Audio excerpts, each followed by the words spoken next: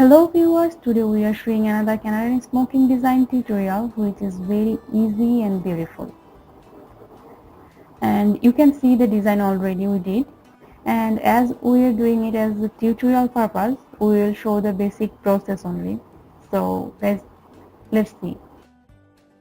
Here you can see that we have taken some squares where every square has a 3 centimeter length and 3 centimeter wide. We have taken 3 centimeter, but you can take any other like 4, 5 or 2, anything else. So it actually depends on your design.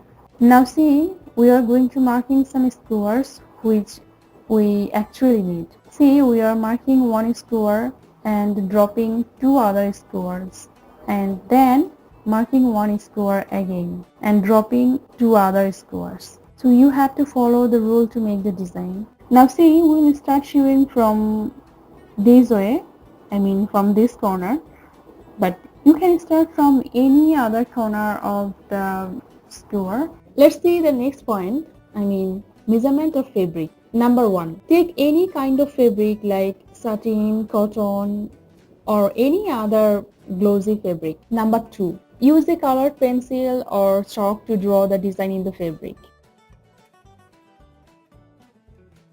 Number 3, use same colored fabric thread to sew. Number 4, for 14 into 14 inch cushion, you need to take 50 into 50 centimeter fabric. Number 5, for 16 into 16 inch cushion, you need to take 60 into 60 centimeter fabric. Number 6, for 18 into 18 inch cushion, you need to take 70 into 70 centimeter fabric. Now what's the design in the fabric? And we have taken a piece of fabric because we are making it as our tutorial purpose only. So let's see. See, we'll start sewing from here, then we'll tie up tightly.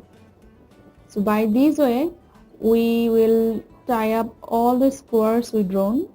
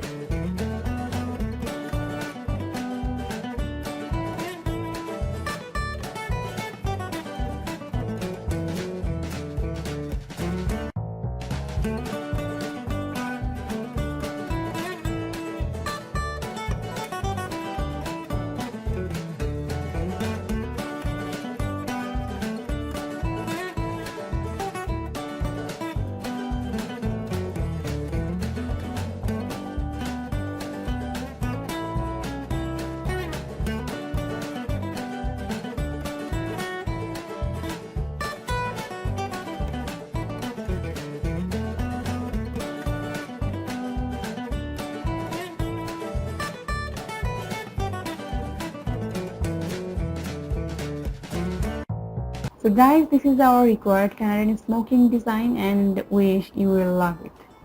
So guys, if you like our video, please hit the like button and don't forget to subscribe our channel to get more design. stay safe and healthy.